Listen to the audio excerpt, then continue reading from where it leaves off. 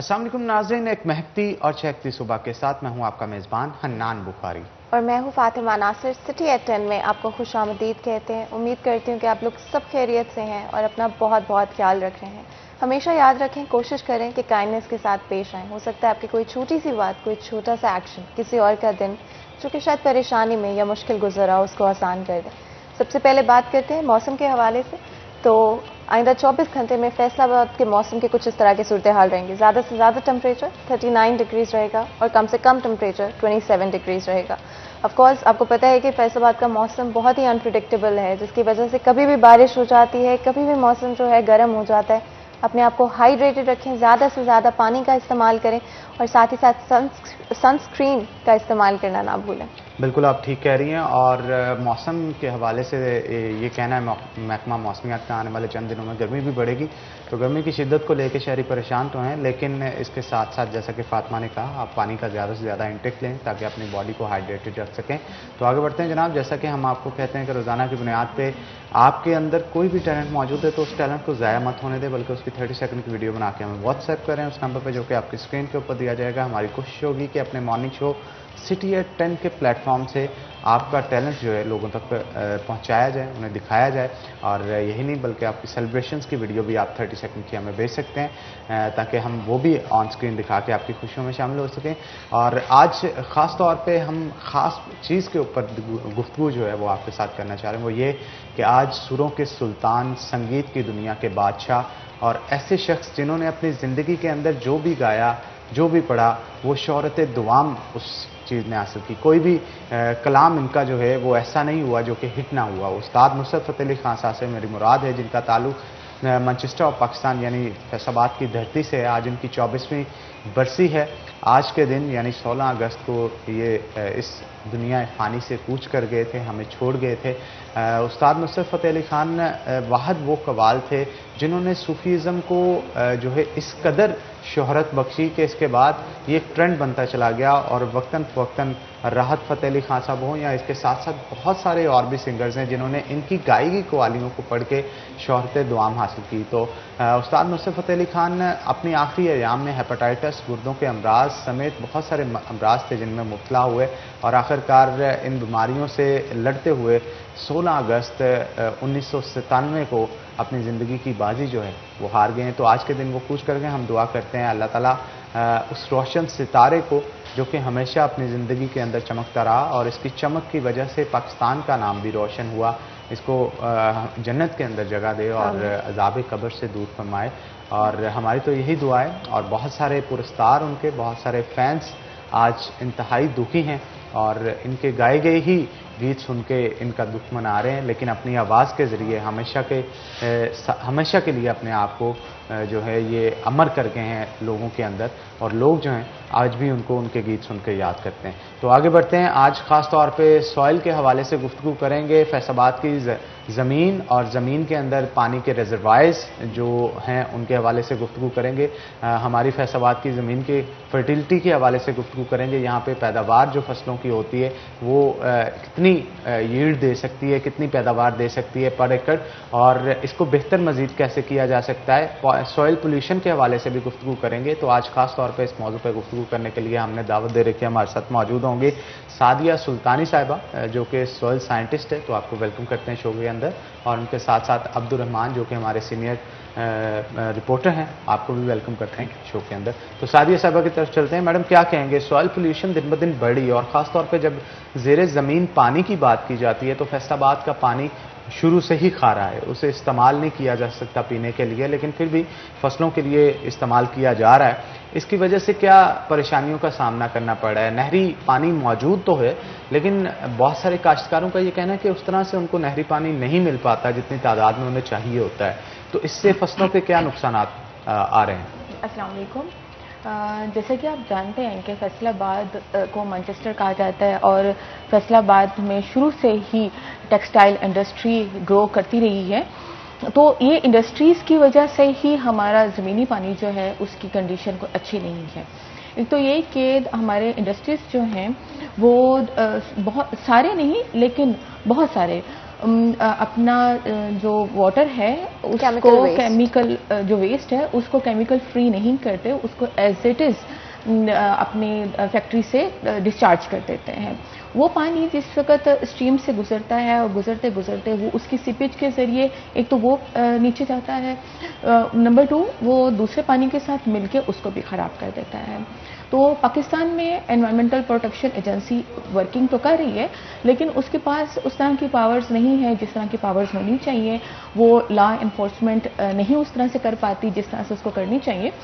اور ایک سب سے زیادہ امپورٹنٹ چیز جو میں آپ لوگوں سے شیئر کرنا چاہوں گی کہ ایک اس ای پی ایس سے ڈرتے ہوئے یا بہت ساری چیزوں سے ڈرتے ہوئے بہت سارے انڈسٹریز ہیں, انہوں نے زمین میں ہول کر کے اپنا ڈسچارج اور کیمیکل واٹر وہ ڈائریکٹ زمین کے اندر پھینک رہے ہیں, یعنی کہ باہر وہ آتا ہی نہیں ہے. دیکھنے کے لیے وہ کہا جائے گا کہ جی ہم تو کیمیکل فری واٹر باہر دیتے ہیں, لیکن وہ نہ صرف اپنی نسلوں کی بلکہ پوری ارتھ کی بربادی کے ذمہ دار وہ لوگ ہیں. دیکھیں زمین کا پانی ایکچولی تو خراب نہیں تھا, وہ سب سے سیف واٹر تھا, اس کو خراب ہم لوگ خود کر رہے ہیں. اپنے پیسے بچانے کی خاطر وہ لوگ اس کو ڈائریکٹ ہول ڈگ کر کے, جس طرح سے ہم لوگوں کے گھر میں موٹر لگی ہوئی ہے, بور کرتے ہیں ہم پانی اپلفٹ کرنے کے لیے, وہ پانی کو اس ہول کے ذریعے زمین میں ڈال دیتے ہیں. آپ خود سوچ سکتے ہیں کہ اس کو وہ پانی صرف ادھر تو نہیں رہتا نا, نیچے تو ایک فلو ہے, ایک فلو سسٹم ہے ارتھ کے اندر, تو وہ پانی جو انہوں نے ڈالا ہے وہ کہاں کہاں جاتا ہے اور کس کس واٹر لیول کو خراب کرتا ہے. وہ ایکچولی تو ہم لوگوں کی خود کی ہی چیزیں ہیں جو بعد میں پولوشن اور اس طرح سے ہیزرڈس کے طور پہ سامنے آتی ہیں. آپ نے فرمایا کہ کاشتکاروں کو پانی اویلیبل نہیں ہے, بالکل ٹھیک ہے. جیسے فیصل آباد میں سے ایک نہر گزرتی ہے, وہ بھی 6 منتھ کے لیے ہوتی ہے. وہ رائس کے سیزن میں اس میں پانی ہوتا ہے, ویٹ کے سیزن میں اس میں پانی نہیں ہوتا. تو ایک تو ہمارا جیسے ایک انڈیا کے ساتھ واٹر کا ہمیشہ سے چلتا رہا ہے, ہمارے پاس پانی کم ہے, اس وجہ سے 6 منتھ کے لیے پانی اویلیبل ہے. اور وہ پانی بھی اگر آپ کینال روڈ پہ جائیں تو کئی دفعہ آپ کو اوور فلو ہوتا ہوا نظر آ رہا ہوتا ہے. وہ بھی ایک اچھے طریقے سے اس کو ہم ڈسپوز نہیں کر سکتے. پھر جب پانی نہر میں سے گزرتا ہے, دریا میں جاتا ہے, اینڈ پہ وہ جا کے اپنے اوشن میں مل جاتا ہے, وہ پانی بھی ہمارا ضائع ہو جاتا ہے. تو ایکچولی تو ایشوز مینجمنٹ کے ہیں, ہمارے پاس چیزیں ہیں لیکن ہم اس کو مینیج نہیں کر پاتے. اس کے علاوہ پھر جب ان کو پانی اویلیبل نہیں ہوتا تو وہ ویسٹ واٹر جو گزر رہا ہوتا ہے ان کے گاؤں کے پاس, اس ویسٹ واٹر کو اپلائی کرتے ہیں ویجیٹیبلز کے لیے اسپیشلی, کیونکہ ویجیٹیبلز جو ہیں وہ شارٹ ڈیوریشن کراپ ہے, تو اس پہ وہ اس پانی کو اپلائی کرتے ہیں. اب ہم لوگ جب بیمار ہوتے ہیں, ہم ڈاکٹرز کے پاس جاتے ہیں, وہ کہتے ہیں ویجیٹیبلز کھائیں. ہم ویجیٹیبل کھاتے ہیں تو ویجیٹیبل پولیوٹیڈ ہیں. ہم لوگوں کے ڈپارٹمنٹ نے 3 سال کی ایک اسٹڈی کنڈکٹ کی, پورے پنجاب میں جو پیری اربن ایریاز ہیں وہاں سے ویجیٹیبل کلیکٹ کی, ویجیٹیبل واٹر اور سائل کے سیمپل لیے, اور میں کہہ سکتی ہوں کہ ایک خطرناک سچویشن سامنے آئی کہ 100% ویجیٹیبلز آپ کی پولیوٹیڈ ہیں. اس میں لیڈ, کرومیم, نکل 100%. یہ نہیں کہ ہمارے پاس ان سارے قصور, گجرانوالہ, فیصل آباد, ان سب ایریاز کے جو ویجیٹیبلز آئی اس میں سے کوئی ایک سنگل ویجیٹیبل بھی فری نہیں تھی. اس میں سارے آپ کے کوکمبر, کیبج, کالی فلاور ساری ہی, اور ہم نے ان کا جو انالیسس کیا وہ ان کی لیوز, اسپورس, فروٹ, فلاور, ہر چیز کا انالیسس سیپریٹ کیا, وہ سارے کی ساری پولیوٹیڈ ہے. اچھا میڈم, یہ بھی سننے میں آیا نا کہ سیوریج واٹر بھی جو ہے وہ کھیتوں کو دیا گیا تھا, بہت ساری اس پہ ڈی سی صاحب نے ایکشن بھی لیا تھا. بہت ساری وہ ہماری ہی اسٹڈی کے اس کے لیے انہوں نے امپلیمنٹ کرنے کے لیے ہماری اسٹڈی ہی تھی, ایوب ایگریکلچر ریسرچ انسٹیٹیوٹ میں سوائل کیمسٹری سیکشن کی اسٹڈی تھی. اس کے بعد ہی اس وقت کیپٹن محمود ہوتے تھے ہمارے ایگریکلچر کے سیکرٹری, انہوں نے یہ دفعہ 144 شاید اس کو کہتے ہیں کہ اس کے بعد انہوں نے کھڑی سبزیاں جو تھیں وہ بلڈوز کر دی تھیں کہ آپ نے یہ نہیں لگانی. لیکن دیکھیں ایشو اس میں ہم نے ایک کراپ تو ڈسٹروائے کر دی, ہم نے اس وقت تو ان کو کہہ دیا جی کہ آپ نے, لیکن ہم نے ان کو کوئی الٹرنیٹیو نہیں دیا نا. किसान अपने दिल से सच्चे हैं। जब उनके पास पानी नहीं है तो उन्होंने भी तो कुछ खाना है, उन्होंने तो अपनी औलाद का पेट पालना है, हम उनको पानी कैसे प्रोवाइड करें? ये गवर्नमेंट का है कि उसने उसको पानी प्रोवाइड करना है। और फार्मर्स को हम कहते हैं कि जब आपके पास सीवरेज वाटर फ्रीली अवेलेबल है तो उसको आप क्रॉप्स पे, एडिबल क्रॉप्स पे ना लगाएं, बल्कि उसको आप ऑर्नामेंटल क्रॉप्स पे लगाएं, उसको आप जो इसका है ट्रीज पे लगाएं। और ट्रीज पे लगाने के बाद भी आपको टर्नओवर तो मिलेगा, लेकिन फिर मसला वहाँ पे आता है कि वो उनको वेट करना पड़ेगा कि 1 साल के बाद उनकी वो क्रॉप होगी। हाँ, जो आपके रोजीज हैं, ट्यूलिप्स हैं, वो इस पे लगाया जा सकता है, इसमें उसकी अपटेक भी कम है, और ये चूँकि हम लोग इसको खाते नहीं हैं तो उससे वो अपना अर्न कर सकते हैं। लेकिन गवर्नमेंट के एंड पे ये है कि वो उनको पानी प्रोवाइड करने के लिए कुछ करे। और आई थिंक अब जो गवर्नमेंट है वो रेन वाटर हार्वेस्टिंग की तरफ भी जा रही है, जो सबसे इम्पॉर्टेंट हमारा सोर्स है वाटर का। बिल्कुल। तो और मैं चाहूँगी अब्दुर्रहमान अगर थोड़ा सा हम वेस्ट वाटर मैनेजमेंट जो है इस हवाले से बात करें। फैसलाबाद की इंडस्ट्री जिस लेवल पे और जिस स्पीड से ग्रो कर रही है, आने वाले वक्त में हम ज़्यादा से ज़्यादा इंडस्ट्री को लगते हुए या तो ऑपरेट करते हुए और ज़्यादा 24 आवर्स तक, कुछ आपको आइडिया होगा, इंडस्ट्री की ऑपरेशंस चले गए हैं एट द मोमेंट। जितना ज़्यादा काम होगा उतना ज़्यादा वेस्ट क्रिएट होगा, और वो सारा वेस्ट किस तरह से फिल्टर किया जा रहा है या किस तरह से डिस्पोज ऑफ किया जा रहा है, अगर थोड़ा सा इस हवाले से हम बात कर सकते हैं। Thank you Fatima. देखें, ये तमाम इंडस्ट्री जितनी पहले लगी हुई है, जो अभी फिडमक में लग रही है, जो पॉलिसीज़ है गवर्नमेंट की इंडस्ट्री को प्रमोट करने के हवाले से बड़ी अच्छी है। इंडस्ट्री ज़्यादा प्रमोट होगी, नई भी लगेगी। आने वाले 5 सालों में बड़ा सनती इनकलाब आने वाला है इस शहर में। लेकिन ये बड़ा मसला है कि इसकी जो रिसाइकलिंग का मसला है, ये बहुत बड़ा इशूज़ है।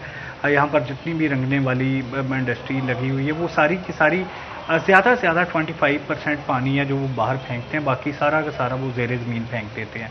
कई दफ़ा जुर्माने भी हुए, लेकिन इस पर तवज्जो नहीं दी जाती। जो हमने यूरोपीय यूनियन के डर से महकमा माहौलियात क्रिएट किया हुआ, तो वो पूरे फैसलाबाद में 8 या 10 बंदे होंगे उनके पास ना, जिसमें उन्होंने पूरा फैसलाबाद देखना है। तो यहाँ पर हज़ारों की तादाद में छोटी बड़ी इंडस्ट्री मौजूद है। ये मुमकिन ही नहीं है कि इस तरह से सरकार अपने तौर पर कुछ कर सके जब तक वो खुद नहीं करेंगे।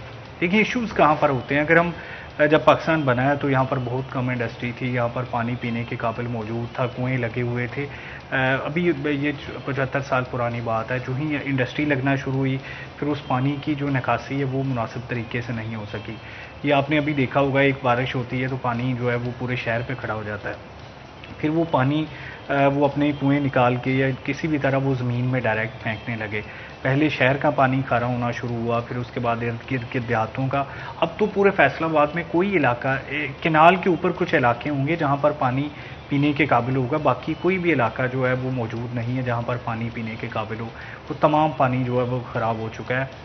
फिर उसमें पानी की अगर बात करें तो दूसरे नंबर पे पानी का इतना ज़्यादा इस्तेमाल किया जाता है गैर ज़रूरी तौर पर, और उतना ज़्यादा वापस रिचार्ज नहीं किया जाता, जिसकी वजह से जो पानी है वो ज़ेरे ज़मीन ज़खायर वो कम होते जा रहे हैं और नीचे जाता जा रहा है। फैसलाबाद के कुछ इलाके जहाँ पर वासा पानी अपना पहुँचाता है, वहाँ पर तो 40 फीट में आपका बोर हो जाएगा।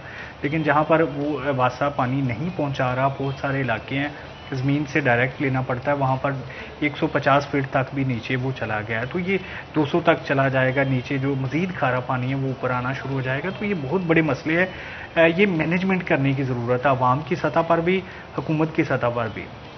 देखें, इंडिया की हम मिसाल देते हैं तो वहाँ पर पंजाब में अगर कोई ट्यूबवेल लगाता है तो वो पहले NOC लेता है, उसको महकमे वाले जाके बताते हैं कि कहाँ पर पानी बेहतर होगा, कहाँ पर उसकी जो ज़राअत है उसको फ़ायदा मिलेगा और कहाँ जो है वो ट्यूबवेल नहीं लगाना। अब हमारा ये मसला है कि फैसलाबाद में एक मुहतात अंदाज़ा है, ये कोई हतमी फिगर नहीं है, 80-90 हज़ार के करीब ट्यूबवेल जो है वो लगे हुए हैं।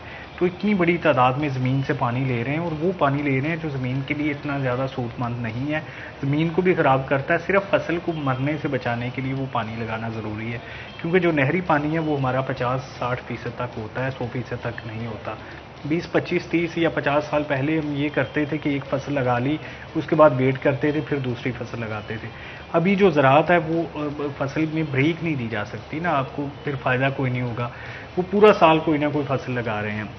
زمین کو ٹائم نہیں مل رہا، اس کی زرخیزی متاثر ہو رہی ہے، اوپر سے آپ اس کو پانی ایسا دے رہے ہیں جو اس کے لیے فائدہ مند نہیں ہے. یہ میں بات کر رہا ہوں وہ پانی کی جو بہرحال اتنا زیادہ نقصان دہ نہیں ہے جیسے سیوریج کا پانی ہے یا انڈسٹری کا پانی ہے، کہ جو بالکل ہی اس میں ایسے مرکبات جو آ جاتے ہیں جو کہ انسانی صحت کے لیے نقصان دہ ہیں. تو یہ پوری پالیسی بنانے کی ضرورت ہے، پوری اس پہ توجہ مرکوز کرنے کی ضرورت ہے، کیونکہ اس میں کچھ چیزیں ہیں جن کی وجہ سے کام آسان ہو سکتا ہے، کہ جیسے ٹیوب ویل ہے اس کے لیے NOC بنا دیا جائے، جیسے یہ موٹر لگانے کے لیے زیادہ واسا کوشش کرے کہ جہاں پر واسا کی پانی کی اویلیبلٹی موجود ہے وہاں پر لال پمپ نہیں لگانا چاہیے، یا اس کے لیے جو مہنگا ایک NOC ہے وہ دینا چاہیے تاکہ زمین سے پانی کم نکلے.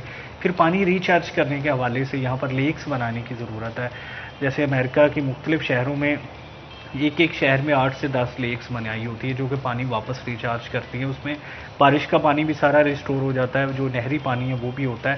دیکھیں ہمارے ایسی بدقسمتی ہے کہ یہاں پر جتنی بھی بارش ہوتی ہے وہ بجائے اس کے واپس زمین میں جائے یا وہ زرخیزی میں اضافہ کرے زمینوں کی، وہ سیوریج کے پانی کی صورت میں سڑکوں پر کھڑی رہتی ہے، اور واپس جب تک سورج 4-5 دن ہفتہ 10 دن نہیں چمکے گا تب تک وہ پانی سڑکوں پر موجود ہوئے گا، اور وہ عوام کے لیے بھی مسئلہ بنے گا، کیچڑ بھی موجود ہوگا. جن لوگوں کے گھروں کے باہر کھڑا ہے ان کے لیے بھی یہ ایک عذاب ہوگا. حالانکہ وہ پانی اتنا قیمتی ہے کہ اگر اس پانی کے لیے لیکس بنی ہوں یا جو ایک مربع میں یا ایک زمیندار جہاں پر ایگزسٹ کرتا ہے وہاں پر ٹیوب ویل کی جگہ پر ایسا کنواں بنا دیا جائے جہاں پر وہ پانی اسٹور کیا جائے، اور پھر جب ضرورت ہے تو اس کو پمپ کے ذریعے نکال لیا جائے. یہ بالکل آپ ٹھیک کہہ رہے ہیں، لیکن اس کے لیے ایک پراپر اسٹریٹجی چاہیے جس کے لیے گورنمنٹ جو ہے اگر کام کرے تو اس پہ بہتری لائی جا سکتی ہے. میڈم یہ بتائیے گا بایو فرٹیلائزرز کے حوالے سے آپ کیا کہیں گے؟ ہمارے ہاں اس کا یوزیج بہت کم ہے کاشتکاروں کے ہاں، کیونکہ کاشتکار ہمیشہ کوشش کرتا ہے کہ فاسفورس ہو یا نائٹروجن ہو زمینی طور پہ فکسیشن کرنے کی بجائے بوریوں کی فارم میں خرید کے لاتا ہے اور مہنگی فصل اگاتا ہے. اگر بایو فرٹیلائزرز کا یوز کیا جائے تو زمین کے اندر موجود نائٹروجن اور فاسفورس کو فکسیشن کے بعد وہ یوٹیلائز فصل کر سکتی ہے. اس کے اوپر آپ کیا کہیں گے؟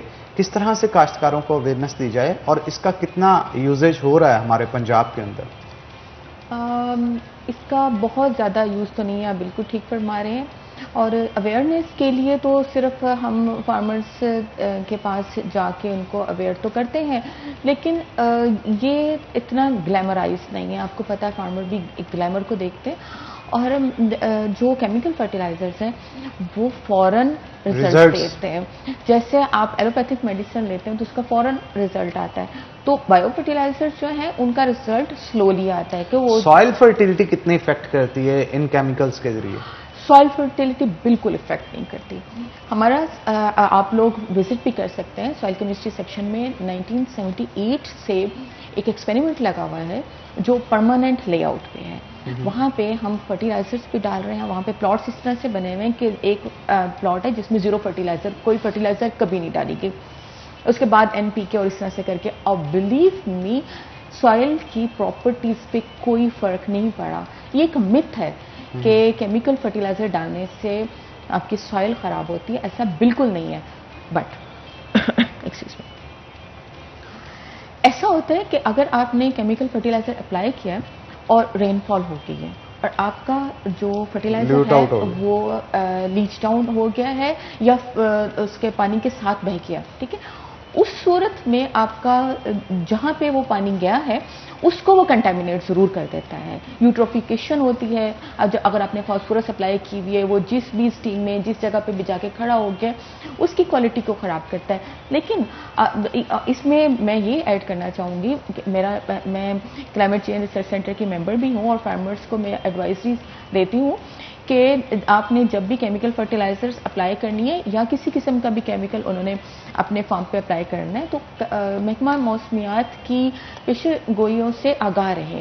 آپ کو پتہ ہونا چاہیے کہ کس وقت رین فال ہے اور رین فال سے پہلے کسی قسم کا کوئی سپرے بھی نہ کریں اور کوئی فرٹیلائزر بھی اپلائی نہ کریں. ایبسلیٹلی ہم کوشش کریں گے کہ اس حوالے سے اور اویئرنیس بھی جنریٹ کر سکیں اور تھوڑا ڈسکشن بھی کر سکیں، لیکن اس سے پہلے ایک بالکل چھوٹا سا بریک لیں گے. بریک کے بعد حاضر ہوں گے. کہیں مت جائے گا، ہمارے ساتھ رہے گا.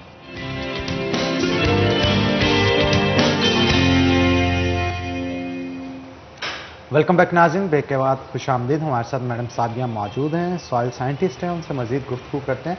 मैडम, गवर्नमेंट को क्या इनिशिएटिव्स लेने चाहिए? ज़मीनी हक़ाइक़ को अगर देखा जाए, काश्तकारों के लिए क्या चीज़ें मुफीद होंगी और वक्त की अहम ज़रूरत क्या चीज़ें हैं जिनका इनिशिएटिव गवर्नमेंट को फौरी तौर पर लेना चाहिए? मेरे मुताबिक तो गवर्नमेंट को EPA को इतना ही स्ट्रॉन्ग करना चाहिए जितनी हमारी फौज स्ट्रॉन्ग है। जिस तरह से हमारी आर्मी, हमारी आर्म फोर्सेस हमारे मुल्क की सरहदों की हिफाजत करते हैं, इस तरह से हमारे मुल्क की ज़मीन और इन्वायरमेंट के तहफ़्फ़ुज़ के लिए भी EPA के पास फुल अथॉरिटी होनी चाहिए। EPA क्या है मैडम? इन्वायरमेंटल प्रोटेक्शन एजेंसी जो पाकिस्तान में काम कर रही है, लेकिन एक तो जैसे अब्दुर्रहमान साहब ने कहा कि उनके पास वर्क फोर्स कम है, और इसके अलावा जैसे कि आप जानते हैं कि पाकिस्तान में ये ट्रेंड है कि जब भी किसी को किसी काम से रोका जाता है तो फ़ौरन फ़ोन करवा देता है। अगर वार्डन किसी का चालान करते हैं तो आपने देखा होगा उनके गिर्द भी लोग फ़ोन पकड़ के खड़े होते हैं, जी प्लीज़ बात कर लें। इसी तरह से EPA वाले भी ये वो तो NOC इशू नहीं करते हैं किसी भी फर्म को जब तक उनके पास ट्रीटमेंट प्लांट्स नहीं लगे हुए होते। लेकिन लोग जो हैं, इंडस्ट्रीज जो हैं, वो ऐसे करते हैं कि उन्होंने अपने पास एक बंदा हायर कर लेते हैं और शो कर देते हैं कि हमारा प्लांट भी लगा हुआ है और हमारे पास ये काम भी हो रहा है। एक्चुअली उसको वो घर बैठे सैलरी दे देते हैं या वो बंदा कहीं और काम कर रहा होता है। और उनका treatment plant, because treatment plant को ऑपरेट करने के लिए भी एक कॉस्ट, रनिंग कॉस्ट चाहिए उसकी, तो वो अपने उन पैसों को बचाने की खातर गवर्नमेंट से भी और सारी नस्लों से सबसे झूठ बोल के तो वो हमारी इन्वायरमेंट को, लैंड को, वाटर को और एयर को पोल्यूट करते हैं। बिल्कुल ज़रूरत है कि EPA, इन्वायरमेंटल प्रोटेक्शन एजेंसी, इतनी पावरफुल हो कि वो इन लोगों पे लॉ इन्फोर्समेंट अप्लाई कर सके। एंड एब्सोल्युटली आपने सही कहा कि जितना स्ट्रॉन्ग EPA को हम बना सकते हैं उतने हमें कोशिश लाजमी तौर पे करनी चाहिए। अगर हम वाटर लेवल्स के हवाले से बात करें, बिकॉज डेफिनेटली जब आप ज़मीन से पानी निकाल रहे हैं लेकिन उसको वापस नहीं डाला जा रहा है किसी भी तरह से, तो लेवल्स कम होते जाएंगे और एक पॉइंट ऐसा आएगा, आपको पता है फ्रेश वाटर क्राइसिस वैसे ही दुनिया के अंदर इमिनेंट है, जो कि इवेंचुअली हमें फेस करना पड़ेगा ज़्यादातर ममालिक के अंदर, ज़्यादातर जगहों के अंदर। क्या स्ट्रैटेजी होनी चाहिए कि ग्राउंड वाटर लेवल्स जितने कम हो चुके हैं ऑलरेडी, उससे ज़्यादा कम ना होने दिए जाएं? बिल्कुल, इस अब्दुर्रहमान साहब ने भी फरमाया था कि इसके लिए एक NOC होना चाहिए। सब लोगों के पास ये राइट नहीं हो कि वो बोरिंग कर सकें। हम लोग बोर करते हैं और हमारे कार सर्विस स्टेशन पे आपने देखा है कि उसमें एक ह्यूज क्वांटिटीज मीठे पानी की यूज़ होती है। ठीक है, हम लोग सीवरेज वाटर को ट्रीट करके इन सारे कामों के लिए यूटिलाइज कर सकते हैं। और बोरिंग, ये मेरे ख्याल में 2 साल पहले तक गवर्नमेंट ये पॉलिसी बना रही थी कि वाटर अपटेक करने के लिए भी NOC होना चाहिए, लेकिन फिर बात वहीं पे आ जाती है कि हम लोग चोरी छुपे तो कितने काम कर लेते हैं। जब गैस क्राइसिस आते हैं तो गैस के घर में मीटर्स लग जाते हैं, वो पंप्स लग जाते हैं गैस खींचने के लिए। तो जब तक हम एज एन इंडिविजुअल ऑनेस्ट नहीं होंगे, हम अपने वतन के लिए, मुल्क के लिए कोई तब्दीली मांग ही नहीं सकते। जब तक हम खुद ऑनेस्टी शो नहीं करेंगे, हम कोई किसको जाके कितना एनफोर्स कर सकता है। बिल्कुल। और जो रेन वाटर को वापस ग्राउंड में डालने की आप बात कर रहे थे, थोड़ा सा अगर इस हवाले से भी बात करें कि क्या ये पॉसिबिलिटी है पाकिस्तान के अंदर, स्पेशली अगर हम फैसलाबाद के हवाले से बात करें, क्या ये स्ट्रैटेजी अप्लाई की जा सकती है? फातिमा, देखिए, शहर के इर्द गिर्द आपको 8 से 10 मकामात की यहाँ पर निशानदेही करनी होगी जो 1 एकड़ से 2 एकड़ के दरमियान हो, स्टेट लैंड हो। वहाँ पर आप ऐसा कर सकते हैं कि वहाँ पर जितनी भी जब भी बरसात में या किसी भी मौसम में बारिश होती है तो वहाँ पर इस तरह से बनाना होता है कि तमाम पानी की निकासी उधर चली जाए। जो बारिशी पानी होता है वो एक तो आपको जेल का काम देगी, नहरी पानी भी आपने उधर डाल देना जब बारिश नहीं होती। उसका फ़ायदा ये होता है कि वो तमाम पानी ज़मीन में वापस रिचार्ज होता रहता है। और अगर 10 मकामात ऐसे बन जाएं साफ़ पानी के, तो वो पानी आप जब आपके पास ज़्यादा हो जाए وہ واپس نہر میں ڈال کے یا ارد گرد کے کسانوں کو بھی مہیا کر سکتے ہیں. پھر اسی طرح سے جو چھوٹے یا بڑے زمیندار ہیں وہ اپنی اپنی ایک ایک مربے میں یا دو مربوں میں بھی کچھ تھوڑی سی زمین اس کے لیے ریزرو کر سکتے ہیں. اس کے دو فائدے ہوتے ہیں, وہ پانی آپ برابر یوز بھی کر سکتے ہوتے ہیں اور وہ واپس زمین کو ریچارج بھی ہوتا ہے. سب سے بڑا مسئلہ یہ آیا ہے کہ جو ہی کنسٹرکشن انڈسٹری بڑی زمینیں بڑھنا شروع ہوئی تو ہمارے لیے یہ بڑا مسئلہ بن گیا. آپ دیکھیں ماسوائے کے جو فیصل آباد کے پارکس ہیں ان کے علاوہ کوئی آپ کے پاس ایسا ذریعہ نہیں ہے کہ واپس زمین میں پانی چلا جائے. اور اب پارکس میں جو پانی کی نکاسی ہے وہ بڑی مشکل ہو جاتی ہے. 8 سے 10 پارک ہوں گے جہاں پر پانی کی نکاسی جو بارش کے دنوں میں ہو جاتی ہے, اور اس کے علاوہ کوئی بڑے مقامات ہمارے پاس موجود نہیں ہے. یہ ایسی چیز ہے جس پہ اتنے زیادہ اخراجات بھی نہیں آتے, الٹا اس کا زیادہ فائدہ ہوتا ہے.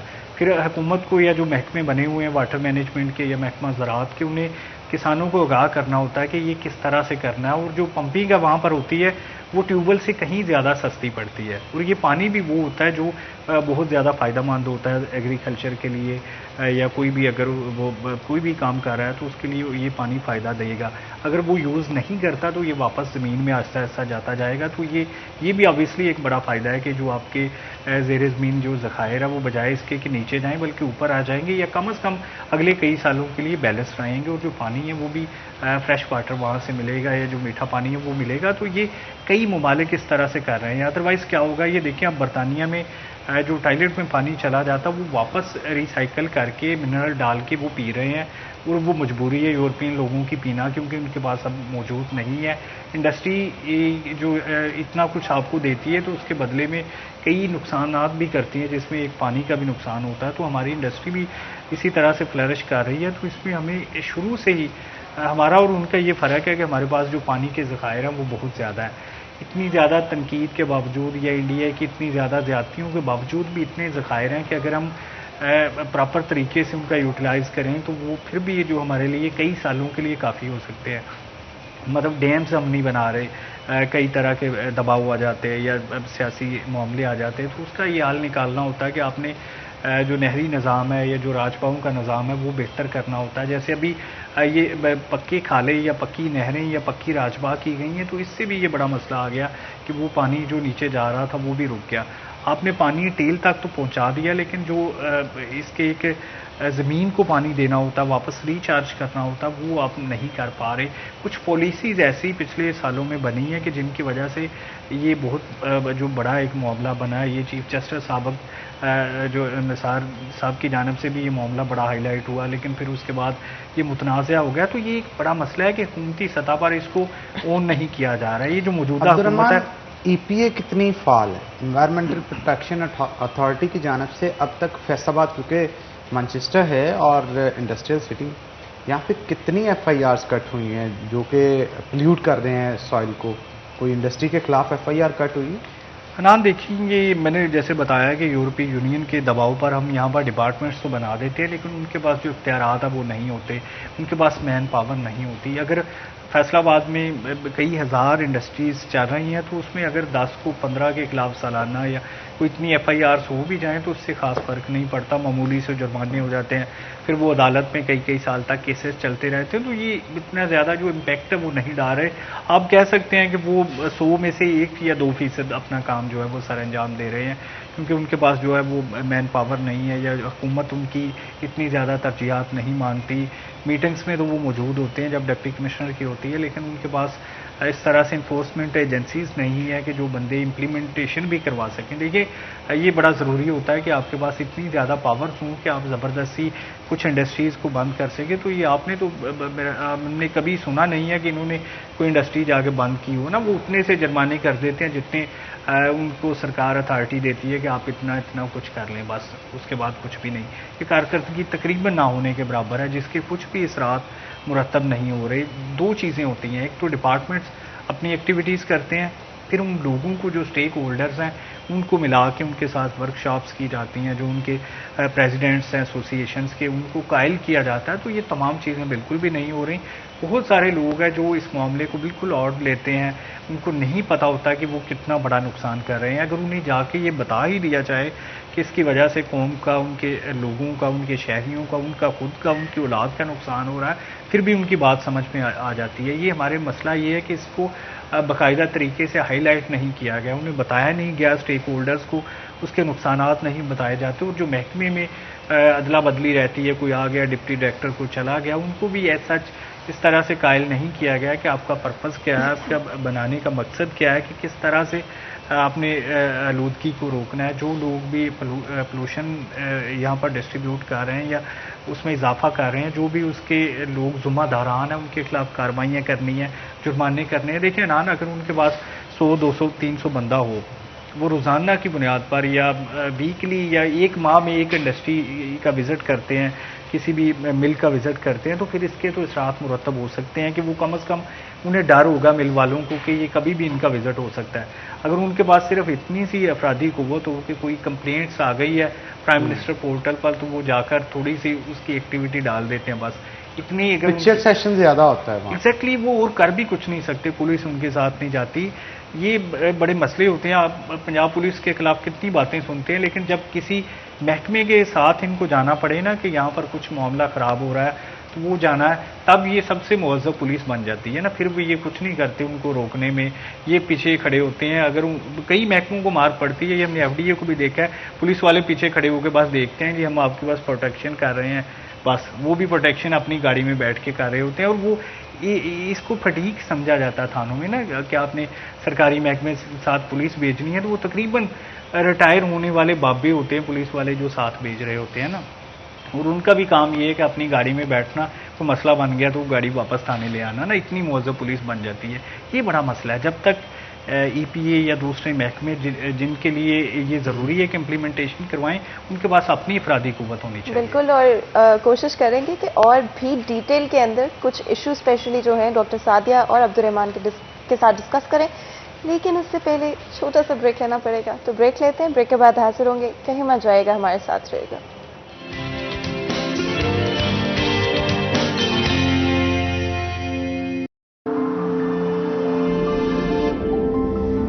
خواب, عزم, اتحاد, جستجو, کامیابی, لگن, زندگی, شرف, ان سب سے ملا ہمیں ہمارا پاکستان. اور اب مل کر اٹھائیں گے ہم اپنا ہر قدم وطن کے نام.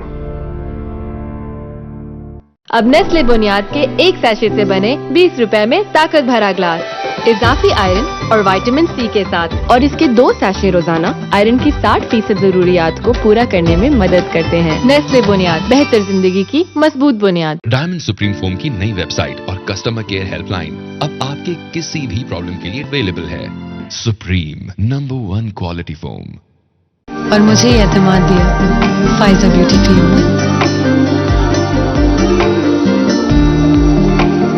فائزہ بیوٹی کریم, پہچانو خود کو. A product by Punya Brothers. Diamond supreme foam کی نئی ویب سائٹ اور کسٹمر کیئر ہیلپ لائن اب آپ کے کسی بھی پرابلم کے لیے اویلیبل ہے. Supreme number 1 quality foam. دل کی عمر دل کو خوش رکھنے میں ہے, اور دل کو خوش رکھنا ہے تو استعمال کیجئے golden ghee and cooking oil. Golden ghee and cooking oil آپ کی صحت کا ضامن.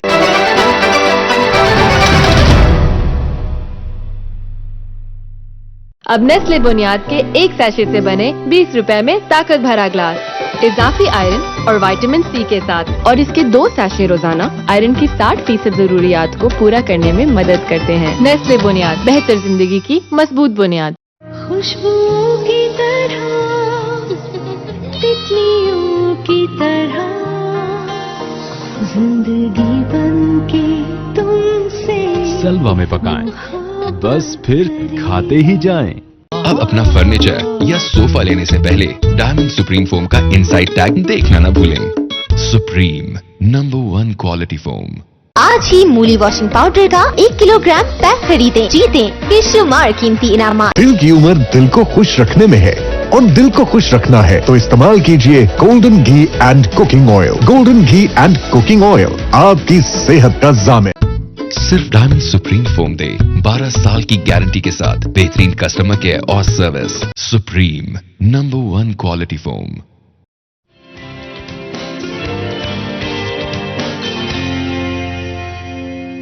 Welcome back. सिटी एट 10 में एक दफ़ा फिर आपको खुशामदीद कहते हैं। आज बात कर रहे हैं हम लोग डेफिनेटली सॉइल पोल्यूशन के हवाले से। बहुत सारे इश्यूज हैं डिफरेंट तरह के जो कि वेस्ट वाटर की वजह से, फिर चाहे वो ग्राउंड लेवल जो पानी है वो लो हो जाए या फिर उसके अलावा कुछ इस तरह की चीज़ों का इस्तेमाल करना सॉइल के ऊपर जिसकी वजह से ओवरऑल सॉइल क्वालिटी इम्पैक्ट होती है। और कोई भी सब्जियां या फल जब उस जगह पर उगाए जाते हैं तो उसकी वजह से क्या पोल्यूशन और किस तरह के जो एलिमेंट्स हैं वो आपकी बॉडी के अंदर जा रहे हैं, ना सिर्फ आपकी प्यारों के जो भी लोग कंज्यूम कर रहे हैं, कोई भी चीज़ जो कि वहाँ पर उगाई गई है वो एक्चुअली आपके सिस्टम में और आपके प्यारों के सिस्टम में एंड अप करे, जिसकी वजह से डिफरेंट तरह की बीमारियां जो हैं वो बढ़ती जा रही है हमारी सोसाइटी के अंदर। तो डॉक्टर सादिया हमारे साथ मौजूद हैं। डॉक्टर, मैं चाहूँगी कि सॉइल के हवाले से आप थोड़ा सा मुझे ब्रेक में बता रही थी कि किस तरह से डिफ्रेंशिएट किया जा सकता है कि कौन सी सब्जियाँ सही तरह के पानी में उगाई गई हैं और कौन सी सब्जियां जो हैं वो या तो सीवरेज का पानी या तो और कोई पोल्यूटेड पानी का इस्तेमाल करके उगाई गई हैं। अगर आप हमारी ऑडियंस के लिए उसको थोड़ा क्लैरिफाई कर दें। जब हम मार्केट में जाते हैं तो हमें 2 टाइप की सब्जियां मिलती हैं। एक होती हैं जिनका साइज़ नॉर्मल होता है और एक आप देख सकते हैं बड़ी बड़ी साइज़ की सब्ज़ी होती है। रमज़ान में स्पेशली क्योंकि उन्होंने रमज़ान में आप देखेंगे आप स्पिनच खरीदने जाते हैं, पालक, तो उस बहुत बड़े बड़े पत्तों वाली आपको वो मिलती है। तो कोई भी सब्ज़ी जिसका साइज़ नॉर्मल सब्ज़ी के साइज़ से बड़ा है वो सीवरेज वाटर से इरिगेट की गई है। तो आप कोशिश करें कि नॉर्मल साइज़ की सब्ज़ी ही लें जो एक नॉर्मल साइज़ हम पहले से देखते हुए आ रहे हैं, बजाय कि आप कहें कि जी हमें इतने बड़े साइज़ की खूबसूरत सब्ज़ी नज़र आ रही है वो ख़रीदें। तो ये इसका मेन एक पॉइंट है डिफ्रेंशिएशन का। नंबर 2, एक और बहुत एक तो ये पॉल्यूशन हो गया जो उधर से आता है, फार्मर फील्ड से आता है। एक और बहुत ख़तरनाक चीज़ जो इन प्रैक्टिस है कि हमारे जो दुकानदार हैं वो सब्ज़ी लेके आने के बाद उसको केमिकल में डिप कर देते हैं ताकि उसमें पोस्ट हार्वेस्ट इश्यूज क्रिएट ना हो, उसमें डिजीज़ ना आए, उसमें सुंडियाँ ना आए। तो ये सबसे ख़तरनाक चीज़ है कि जब वो सब्ज़ी को उसके अंदर डिप रहने देते हैं तो एक तो ऑलरेडी सब्ज़ी के अंदर इतना ज़्यादा केमिकल जा चुका हुआ होता है और उसके बाद जब वो केमिकल में डिप रहती है तो उसके अंदर मज़ीद केमिकल्स चले जाते हैं। तो ये सारे केमिकल्स अल्टीमेटली जो हमारे अंदर हर तरह की बीमारी, लिवर, लंग्स की, कैंसर, ये सब और सिर्फ इन्हीं रीजंस की वजह से हैं। और क्यों क्रिएट किए जा रहे हैं? सिर्फ और सिर्फ थोड़े से मुनाफे की खातर, थोड़े से पैसे की खातर पूरी नस्लें हमारी तबाह की जा रही हैं। तो मैं तो एक रिक्वेस्ट करना चाहती हूँ फार्मर से भी, दुकानदारों से भी, आढ़तियों से भी, सब लोगों के लिए कि प्लीज़ आप ये केमिकल्स इस्तेमाल ना करें। अगर आपकी कोई टन सब्ज़ी है उसमें से कोई 10 kg ख़राब भी हो गई तो इट्स ओके, लेकिन उसको केमिकल अप्लाई करने के बाद उसको खाने वाले सारे ही बीमार हो जाएंगे। जो ये केमिकल यूजेज है या फिर ये जो पानी जो पोल्यूटेड है उसका इस्तेमाल, इसके लॉन्ग टर्म इफेक्ट्स क्या होंगे, स्पेशली जनरेशनल, जो कि एक जनरेशन से नेक्स्ट जनरेशन तक? देखिए ये जो इसमें हैवी मेटल्स इन्हें कहा जाता है, ये फॉर एवर ज़मीन में रहती हैं या फॉर एवर बॉडी में रहती हैं। ये डिग्रेड नहीं होती किसी तरीके से भी। यूनिवर्सिटीज़ में भी बहुत सारी इस पे रिसर्च हो रही है, लेकिन अगर बायोडिग्रेडेशन से इसको डिग्रेड किया भी जाता है तो वो बहुत स्लो और थोड़े लेवल पे है। अच्छा, ये बताइएगा कि क्या ये कैंसर कॉजिंग है? Exactly. ये सेल साइकिल को डिस्टर्ब करता है? एग्जैक्टली, ये कैंसर कॉजिंग है। मैंने पहले भी अर्ज की थी कि सारे केमिकल्स जो हैं वो हमारे सिस्टम में जब चले जाते हैं तो डेफिनेटली ये कार्सिनोजेनिक ही है। लेड, निकल, कोबाल्ट और लेड, स्पेशली इसमें लेड, क्रोमियम है। हमारे यहाँ पे इंडस्ट्रीज लगी हुई हैं उसमें क्रोमियम बहुत ज़्यादा है और कसूर के एरियाज़ में भी क्रोमियम बहुत ज़्यादा पाया गया है। लेड, क्रोमियम और गुजरांवाला के एरिया में भी जहाँ पे टैनरीज लगी हुई हैं, जहाँ पे केमिकल इंडस्ट्रीज लगी हुई हैं, वहाँ पे खतरनाक हद तक इसके लेवल्स हैं कि जो हम लोग उसको सोच नहीं सकते कि कहाँ तक पहुँच गए हुए। और देखिए हर तीसरा बंदा कैंसर का शिकार हो रहा है, तो उसकी रीज़न सिर्फ और सिर्फ ये केमिकल्स हैं। और इसको गवर्नमेंट तो बाद में आके इस पे इम्प्लीमेंट करेगी ना, सबसे पहले तो एक बंदा अपने लेवल पे आके इसको काम कर सकता है, अपने लेवल पे उसको रोक सकता है। केमिकल्स ना अप्लाई करें, आप अपने थोड़े से बेनिफिट की खातिर लोगों की नस्लों को ना उजाड़ें। बिल्कुल अब्दुल रहमान, अगर हम बात करें फार्मर्स को अवेयर करने के लिए, क्योंकि लाजमी तौर पे बहुत सारे, चाहे वो इंडस्ट्रियलिस्ट हों या फिर फार्मर्स हों, इतनी इन्फॉर्मेशन नहीं होती है, इतनी नॉलेज नहीं होती है कि शायद एक छोटी सी चीज़ जो आप कर रहे हो उसका कितना लॉन्ग टर्म और लॉन्ग लास्टिंग इफेक्ट हो सकता है लोगों के ऊपर और लोगों की ज़िंदगियों के ऊपर। अवेयरनेस के हवाले से क्या इकदाम किए जा सकते हैं, किस तरह से अवेयरनेस जो है आम की जा सकती है?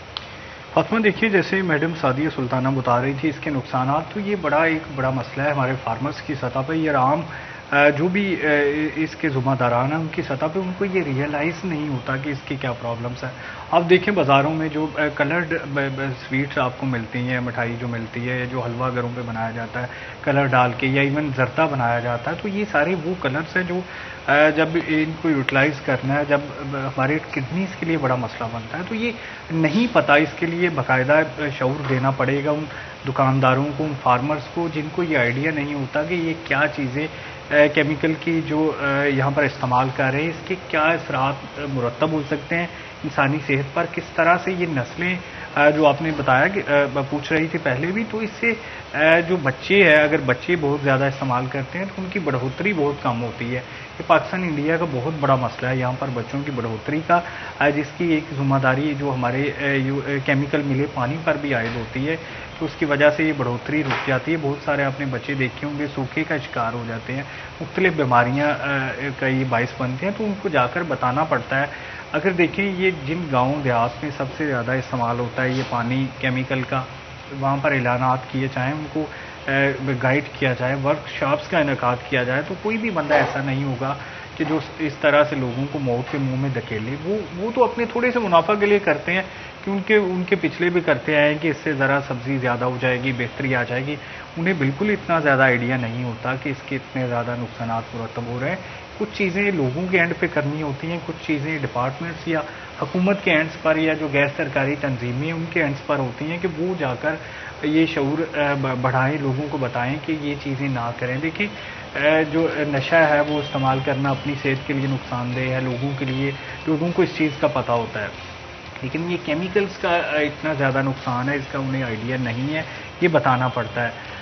मैडम की स्टडी है, इन्हें आइडिया है, लेकिन जो बहुत सारे लोग नहीं पढ़ पाते या पूरे गांव में किसी की नहीं स्टडी होती तो उन्हें कैसे बताना। जो ये हमारा जो मीडिया इस सिलसिले में किरदार अदा कर रहा है, लेकिन बहुत सारी चीज़ें होती हैं जिनमें हुकूमत को जाके अपना किरदार अदा करना पड़ता है, उनके खिलाफ एक आध बंदे के खिलाफ कानूनी कार्रवाई अमल में लाना पड़ती है, फिर जाके जो उनको आइडिया होता है, फिर जाके एक तरह से एग्जाम्पल सेट हो जाती है कि अगर कोई करेगा तो उसका हमें दुनिया में भी नुकसान होगा। फिर जो हमारे उलमा इकराम है, ये जो हमारे वर्कशॉप्स में जब ये बताया जाएगा कि इसकी वजह से अगर कोई सेहत मुतासर होती है तो फिर भी जो है वो अल्टीमेटली वो आखिरत में भी ज़िम्मेदार होंगे, तो फिर लोग जो है वो काफ़ी हद तक जो है वो कायल हो जाते हैं। काफ़ी हद तक जब उन्हें समझाया जाए उनकी समझ में आ जाती है। जैसे कई बार गवर्नमेंट की जानब से ये कहा भी गया कि लोगों को बताना है कि वहाँ पर इन एरियाज़ में फ्लावरिंग कर ले, क्योंकि वो भी बड़ा फ़ायदा देती है। बहुत सारे लोग करते भी हैं, नर्सरीज बाकायदा बनी हुई हैं, लेकिन इसको वास्ट ज़्यादा पैमाने पर फैलाने की ज़रूरत है। महदूद काम किया जा रहा है ना, बहुत मतलब एक महकमा यूब रिसर्च है या एक आध महकमा और है जो इस सिलसिले में अपनी थोड़ी बहुत एफर्ट्स कर रहा है, लेकिन ये बड़े महदूद पैमाने पर रह जाएगा। इतना बड़ा फैसलाबाद है, तीसरा बड़ा शहर है, इतनी बड़ी जो हमारी इंडस्ट्री है, तो ये समझ लें कि जितना पैसा इससे आ रहा है उसका अगर 2%, 3% भी इस काम के लिए रिजर्व किया जाए कि आपने लगाना है वर्कशॉप्स पे, लोगों को कायल करने पे, अगर कहीं पर कोई मसला आ रहा है तो वहाँ पर नहरी पानी पहुँचाने पर, तो उसके ये असरात मुरतब होंगे कि लोगों की सेहत भी अच्छी होगी, लोगों को अच्छी चीज़ें मिलेंगी। और इधर जो सब्जियों में मसले आ रहे हैं, हालांकि ये सबको पता होने के बावजूद फिर वही सब्जियां, क्योंकि मंडी में तो वही सब्जियां आएंगी, अब जब मंडी में सब्जी आ गई तो फिर उसको आप अलहदा करना बड़ा मुश्किल हो जाएगा कि कौन सी लेनी है कौन सी नहीं लेनी। वो तो سارا کچھ جھوٹ ہو جائے گا. اور وہ جو ڈاکٹر بھی کہیں گے کہ سبزیاں یوز کر لیں, پھر آپ سیلڈ کے طور پر یوز کرتے ہیں, تو وہ بھی آپ بجائے اس کے کہ فائدہ دے یہ الٹا نقصان دے گی. تو یہ ہمارے کئی بار بتایا بھی جاتا ہے. پھر یہ ہم نے کئی بار جو فوڈ اتھارٹی کے ساتھ پکڑے تھے لوگ, جو آڑو ہے یا مختلف فروٹس ہیں انہیں باقاعدہ کلر کرتے ہیں وہ, تاکہ وہ پکا ہوا لگے, اچھا لگے اور مہنگا بکے. یہ بڑی محدود پیمانے پر کارروائیاں ہوتی ہیں. بالکل آپ ٹھیک کہہ رہے ہیں. کی ضرورت ہوتی ہے. میڈم یہ بتائیے گا کہ یہ جو ڈی فراسٹیشن کی جاتی ہے اس کی وجہ سے بھی کوئی ایفیکٹ پڑتا ہے زمینی زرخیزی پہ, یا پھر اس سے کوئی ایفیکٹ نہیں پڑتا؟ ایگزیکٹلی ڈیفارسٹیشن ہی تو مین ریزن ہے ہماری انوائرمنٹ کے چینج ہونے کی, ہماری رین فال کے پیٹرن کے چینج ہونے کی وجہ.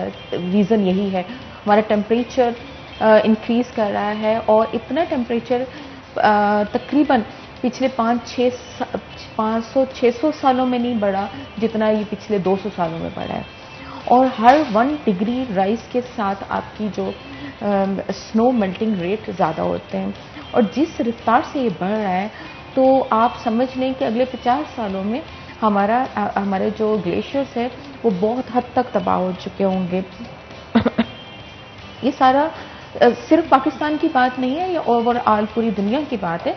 اور جو پولوشن ہے وہ بھی اوور آل, اس میں سب سے بڑا ایک ہمارا لمحہ فکریہ اور ہمارے لیے نقصان کی بات اور دکھ کی بات یہ کہ آلتو پاکستان میں ہمارے مائکرو لیول پہ جو انوائرمنٹ ہے وہ پلیوٹ ہے ہماری اپنی انڈسٹری کی وجہ سے, لیکن پاکستان کی انوائرمنٹ جو چینج ہو رہی ہے وہ پاکستان کے اپنی وجہ سے نہیں بلکہ دنیا کی وجہ سے ہو رہی ہے. پاکستان 7th نمبر پہ ہے والنریبل کنٹریز میں پوری دنیا میں, لیکن پاکستان اتنا کنٹریبیوٹ نہیں کر رہا ہے کیونکہ یہاں کی انڈسٹری اتنی فلرش نہیں ہے جتنی پوری دنیا کی ہے. اب دیکھیں, ایک طرف جو ہوا میں دھواں گیا ہے یا کوئی سا بھی کیمیکل گیا ہے وہ وہاں پہ تو نہیں رہتا نا, وہ پوری دنیا میں موو کرتا رہتا ہے. تو یورپین کنٹریز اور ان لوگوں کے ترقی کے نقصانات ہم لوگ بھگت رہے ہیں, اور اس کو ہم میٹیگیٹ ایسے کر سکتے ہیں کہ ہمارے پاس ٹری پلانٹیشن میکسیمم ہو. یہ ہمارا ایسٹ بھی ہوگا اور یہ ہماری ایئر کو بھی کلین کرے گا. بالکل آپ ٹھیک کہہ رہی ہیں, یہ وقت کی اہم ضرورت ہے اور اسے سمجھنا چاہیے. گورنمنٹ کی طرف سے مزید انیشیٹوز لینا چاہیے. گرین پاکستان کی مہم تو چلائی جا رہی ہے لیکن اس میں تھوڑی تیزی لانی چاہیے تاکہ انوائرمنٹ کو بہتر کیا جا سکے. بہت شکریہ آپ دونوں کا آج کے شو میں آنے کے لیے. اسی کے ساتھ ناظرین ایک چھوٹا سا بریک لیں گے, بریک کے بعد دوبارہ حاضر ہوتے ہیں. کہیں مت جائیے گا, ہمارے ساتھ رہیے گا.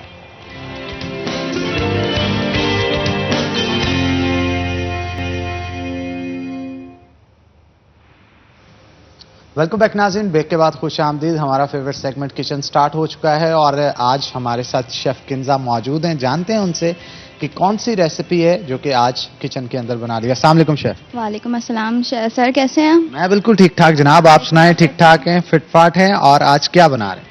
آج ہم لوگ تھوڑا فاسٹ فوڈ میں جائیں گے, تو میں برگر بنا رہی ہوں. آج باربیکیو برگر بناؤں گی, بیف برگر بناؤں گی, اور اس کے ساتھ فرائز ہیں اور ساتھ میں باربیکیو ساس ہوگی. تو وہ آپ کے سامنے آج ہم لوگ بنائیں گے. اور ہم لوگ آج جو بنز یوز کر رہے ہیں وہ ہمارے جو بیکری کے ہوم بیکری کے فریشلی بیک بنز ہیں وہ میں لے کے آئی ہوں آج, اور ہم لوگ آج اس کو برگرز میں ہیں وہ یوز کریں گے. اچھا, بیف برگرز آپ بنائے جائیں گے تو بیف برگر کی ریسیپی بتائیے گا. اور یہاں پہ میٹ لافس بھی میں دیکھ رہا ہوں جو کہ فروزن ہے.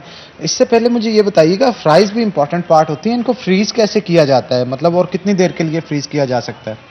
اچھا, سب سے پہلے چھوٹی چھوٹی ٹرکس ہوتی ہیں کیونکہ پوٹیٹو جو ہے جب ہم لوگ اس کو کٹ کرتے ہیں تو وہ کالا ہونا شروع ہو جاتا ہے. تو سب سے پہلی اور فرسٹ اسٹیپ یہ ہوگی, جب آپ اس کو کٹ کریں گے تو آپ نے اپنے پاس ایک ٹھنڈے پانی کا بول رکھنا ہے. آپ اس کو کٹ کریں گے, آپ نے فوراً اس کو ٹھنڈے پانی میں ڈال دینا ہے. اور اگر آپ نے فوراً اس کو فرائی کرنا ہے تو وہ ٹھنڈے پانی سے نکال کے آپ کی جو بھی میرینیشن ہے وہ لگا کے آپ نے اس کو فرائی کر دینا ہے. دوسری بات کہ جو بچوں کے لیے مدرز جو ہیں وہ جن کے پاس ٹائم نہیں ہوتا ہے, جاب ورکنگ وومنز ہوتی ہیں جو وہ نہیں کر پاتی, تو وہ اس کو فروزن بھی کر سکتی ہیں. آپ نے اس کو پہلے کٹ کرنا ہے, اس کو بوائل کرنا ہے, بوائل نہیں کرنا, سمر واٹر میں آپ نے اس کو تقریباً 30 سیکنڈز کے لیے آپ نے اس کو چھوڑ دینا ہے. دین آپ اس کو نکال کے اس کو تھوڑا ٹھنڈا کرنا ہے. دین آپ نے اس کو कोई भी जिप लॉक बैग में डाल के उसको फ्रीज कर देना है, तो ना आपके जो पोटैटोज हैं वो काले भी नहीं होंगे और ख़राब भी नहीं होंगे। आप जितनी मर्जी उसको फ्रोजन रखना है। लेकिन बिल्कुल ठीक कह रही हैं किंजा। मैं चाहता हूँ बिना वक्त ज़ाया किए जल्दी जल्दी इंग्रेडिएंट्स बता दें आपके कौन कौन से यूज़ होंगे, रेसिपी क्या होगी, ताकि हम इसे स्टार्ट कर सकें। मैंने पैटीज़ के लिए जो बीफ यूज़ किया है वो बीफ मिन्स यूज़ किया है। उसमें मैं चॉप करके डालूंगी। मेरे पास ग्रीन चिलीज़ हैं, बिल्कुल फाइन चॉप करके मैंने उसमें ग्रीन चिलीज़ डाली हैं। गार्लिक पेस्ट डालना है। ग्रीन चिलीज़ मेरे पास तकरीबन 4 से 5 है, वो डालूंगी। 1 टेबलस्पून मैं इसमें गार्लिक क्रश्ड डालूंगी। मेरे पास कुटी हुई मिर्चें हैं, 1 टेबलस्पून वो डालूंगी। Salt to test. Hot sauce है मेरे पास 1.5 टेबलस्पून मैं हॉट सॉस डालूंगी। साथ में soya sauce 1 tablespoon soya sauce डालूंगी। और मेरे पास बारबेक्यू सॉस है जो इसका मेन इंग्रेडिएंट है। अच्छा, आप अगर चाहते हैं तो बारबेक्यू सॉस डाल के पैटीज को जो है वो कोल का जो स्मोक भी दे सकते हैं। पैटीज बनाने के बाद आपने उसको ढक के रख देना है, कोल का स्मोक दे के, उससे बहुत अच्छा फ्लेवर आएगा, बारबेक्यू फ्लेवर आएगा। अच्छा, इसे तैयार किस में किया जाएगा? इसको मैं गोल्डन कुकिंग ऑयल में शैलो फ्राई करूंगी पैटीज को। गोल्डन कुकिंग ऑयल में जनाब इसे तैयार किया जाएगा। गोल्डन कुकिंग ऑयल बनाने वालों का ये कहना है कि इसे अफगानी सेहत के असूलों के ऐन मुताबिक कुदरती अज्जा के साथ डबल ऑटोमेटिक प्लांट के ऊपर तैयार किया जाता है, जिसका मकसद ये होता है कि आपके खानों की लज्जत को 4 चांद लगाया जाए। यही नहीं बल्कि इसके साथ साथ इसके अंदर विटामिन का ब्लेंड भी मौजूद होता है। विटामिन ए, विटामिन डी और विटामिन ई भी इसके अंदर मौजूद है। अगर आप चाहते हैं कि आपके खानों की लज्जत को 4 चांद लगें और इसके साथ साथ आपकी सेहत पे भी मुस्बत असरात पड़े, तो उसके लिए आपको बाजार में जाते सबसे पहले इंतखाब करना होगा गोल्डन कुकिंग ऑयल और गोल्डन वेजिटेबल घी का, जो कि आपके सेहत का जामन है। और आपकी सेहत का जो जामन है वही खानों की लज्जत को दुबाला कर रहा है, इससे अच्छी चीज़ और नहीं हो सकती। तो मैं चाहता हूँ किंजा आप स्टार्ट करें। उतनी देर फातिमा, आप क्या कहेंगी आज की रेसिपी के हवाले से? काफ़ी डिफरेंट डिश है जो कि तैयार की जा रही है। बिल्कुल हनान, डेफिनेटली बहुत ही डिफरेंट डिश है और आई एम श्योर कि बहुत सारे लोग घर पर बर्गर्स बनाना चाहते हैं या फ्राइज़ बनाना चाहते हैं, लेकिन डेफिनेटली रेसिपीज़ क्योंकि थोड़ी कॉम्प्लिकेटेड होती हैं, वही टेस्ट नहीं मिल सकता है आपको, इसलिए अवॉइड करते हैं। इसीलिए आज हमने शेफ़ किंजा से स्पेशली रिक्वेस्ट की कि वो हमारे लिए जो है ये रेसिपी तैयार करें हमारी ऑडियंस के लिए, ताकि आप लोग बड़े आसानी से उसको घर पर बना सकें। तो जी ये रेसिपी आप आज लंच पे भी ट्राई कर सकते हैं। तो जितनी देर ये खाना बन रहा है उतनी देर हम एक छोटा सा ब्रेक लेंगे। ब्रेक के बाद हाजिर होंगे, कहीं मत जाएगा, हमारे साथ रहिएगा।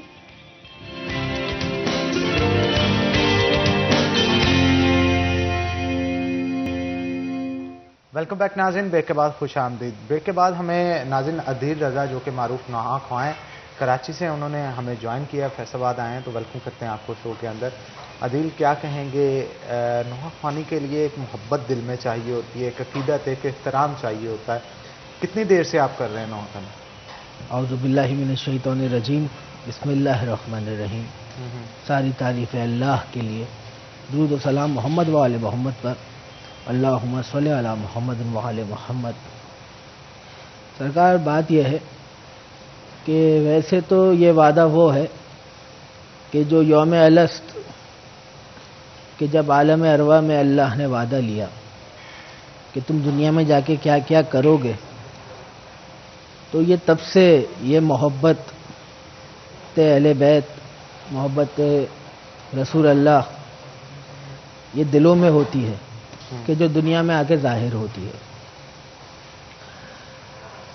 नौहा खानी का आगाज़, मनक़बत खानी का आगाज़ और नात खानी का आगाज़ ये हमारा 4 साल की उम्र से हुआ।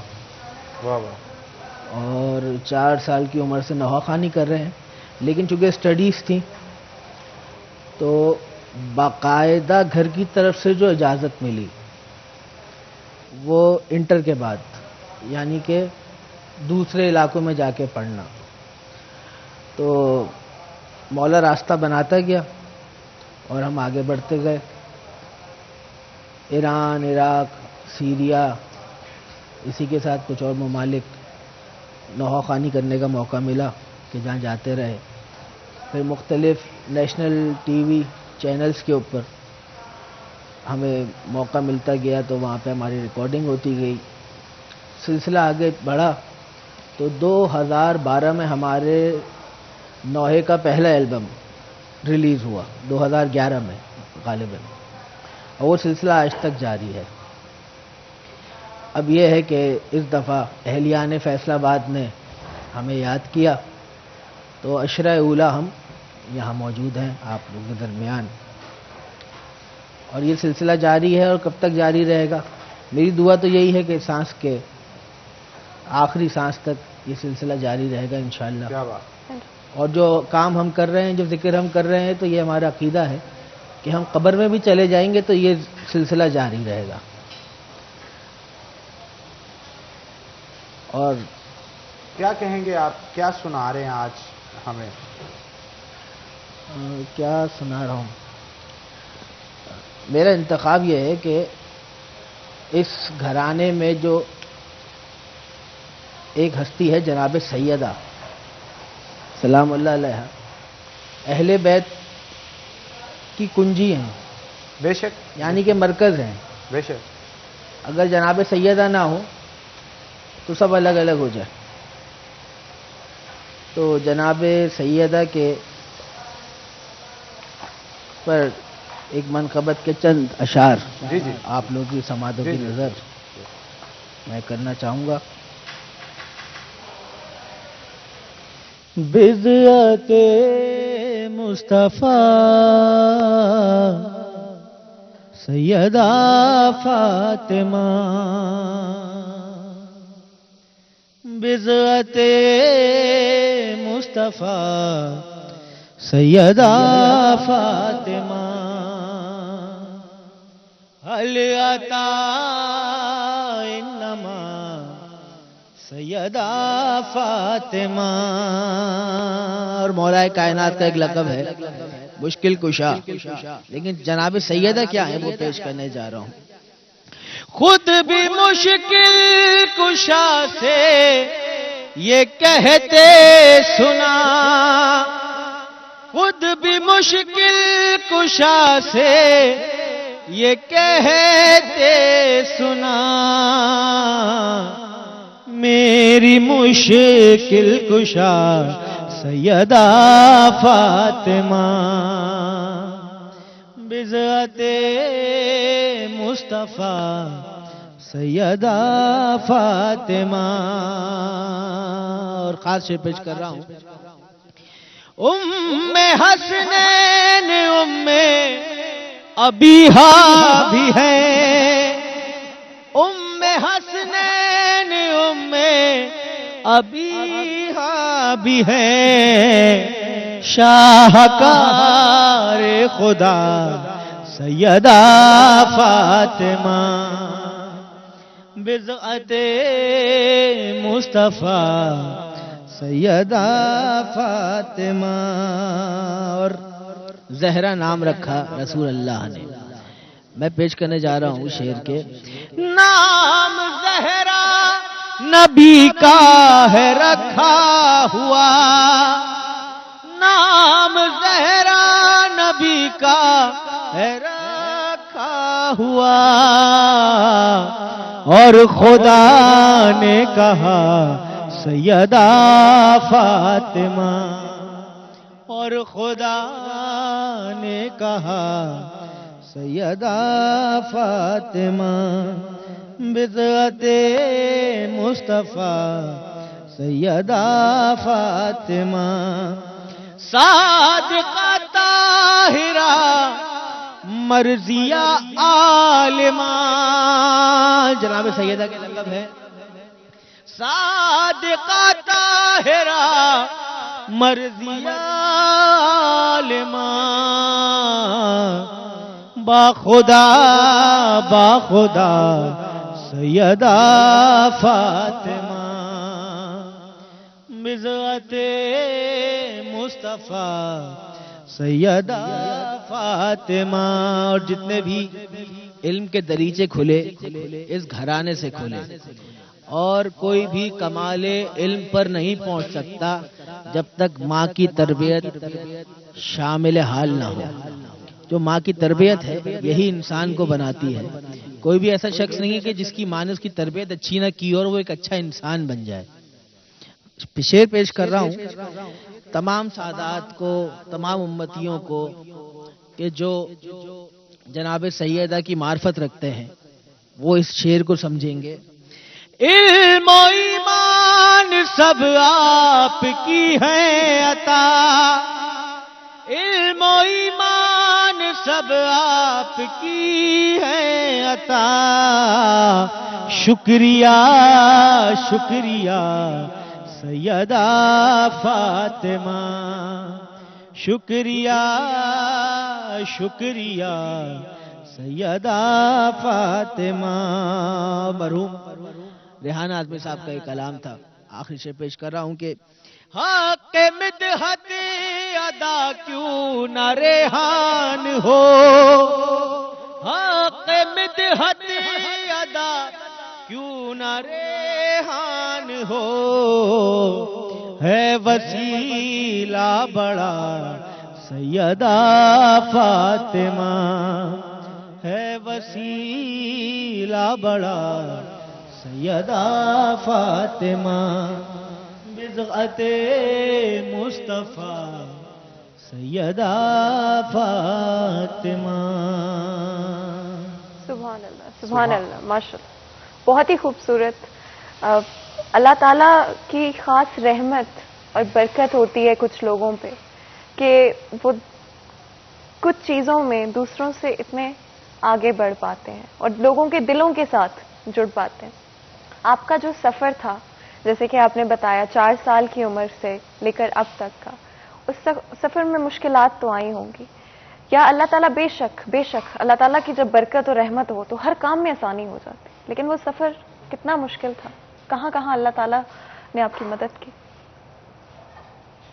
مشکلات تو کافی آئیں، لیکن جس کا ذکر کر رہے تھے وہ مشکل کشا تھے۔ تو اصل میں میرا تعلق ایک بروکن فیملی سے ہے کہ ہمارے والد بہت پہلے سیپریٹ ہو گئے تھے والدہ سے، تو ہمارے ماموں نے اور ہمارے نانا نے ہماری پرورش کی اور ہم انہی کے پاس رہتے تھے۔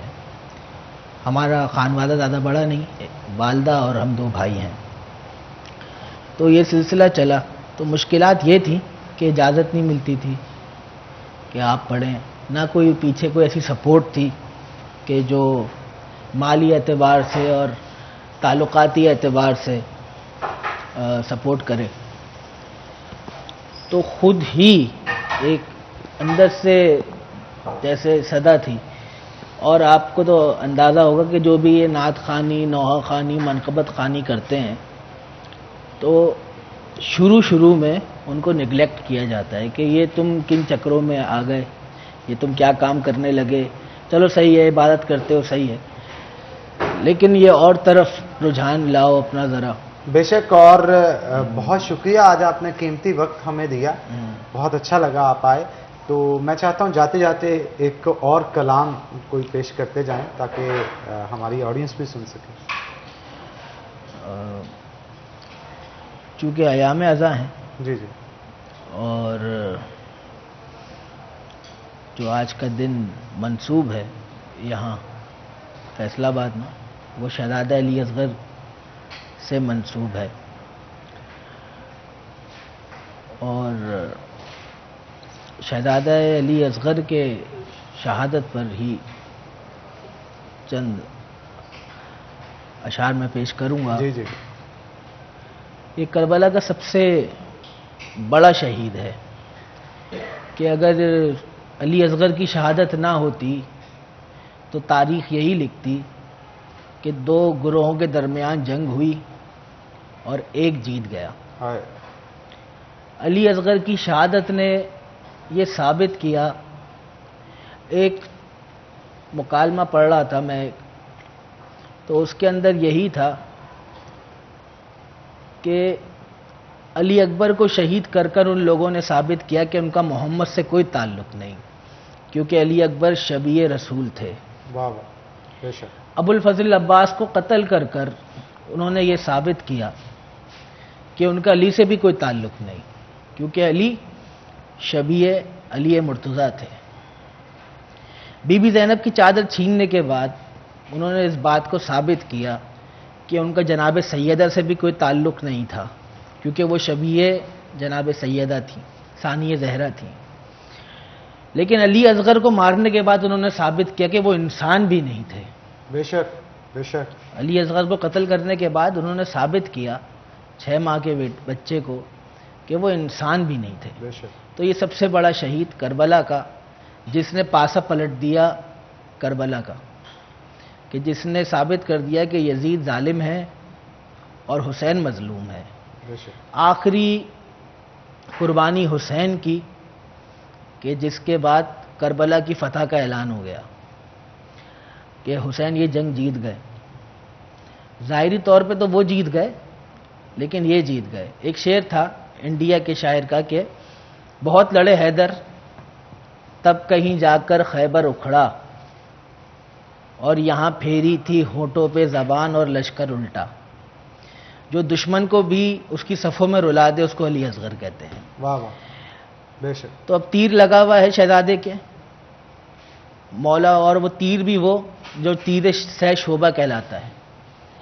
وہ تیر کہ جو عرب کے سورماؤں نے قسم کھائی تھی کہ کسی انسان پہ نہیں چلایا جائے گا. جانوروں کو گرانے کے وہ کام آتا تھا، اونٹ کو نہر کرنے کے وہ کام آتا تھا. وہ تیر چلایا حرملہ ملعون نے شہزادہ علی اصغر پر. تو اب تیر لگا ہوا ہے. آپ لوگ اس کا بیک گراؤنڈ میں کلام کا بتا رہا ہوں کہ تیر لگا ہوا ہے، اور مولا حسین وہ تیر نکالنا چاہ رہے ہیں. اب گفتگو ہے بچے سے. اصغر یہ تیر کیسے کھنچے گا حسین سے،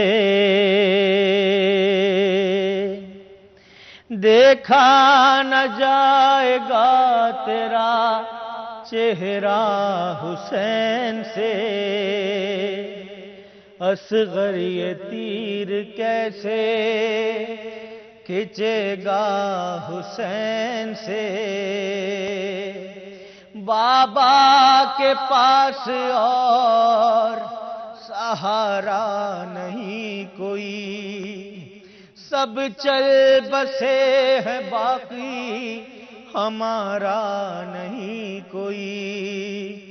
کس وقت میں بچھڑتے ہو بیٹا حسین سے، اصغر یہ تیر کیسے کھنچے گا حسین سے. ایسی بھی جلدی کیا ہے ٹھہر جاؤ بے زبان، میری نظر کے سامنے لیتے ہو ہچکیاں، مرنے کا کر رہے ہو تقاضا حسین سے، اصغر یہ تیر کیسے.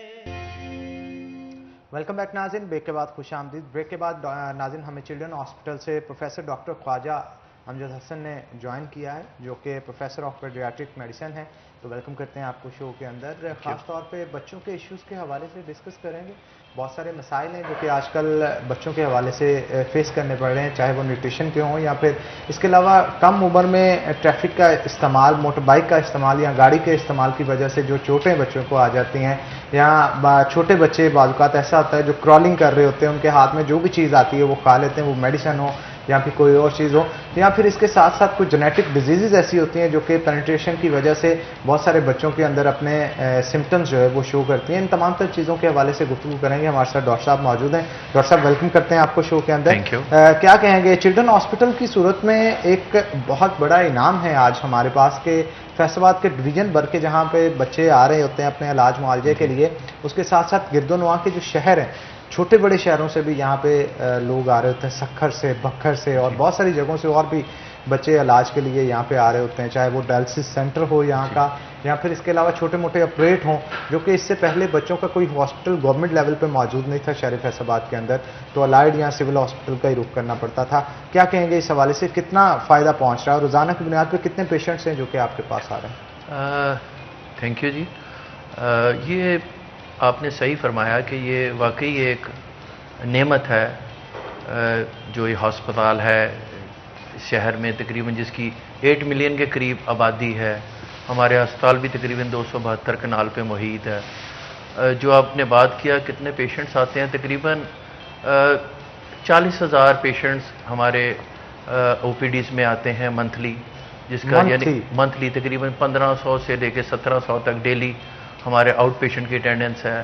کوئی 120 سے لے کے 150 ایمرجنسیز ڈیلی اٹینڈ ہوتی ہیں ادھر ہاسپٹل میں, اور تقریباً 120 سے 25 تک نا پیشنٹ روز داخل ہوتے ہیں.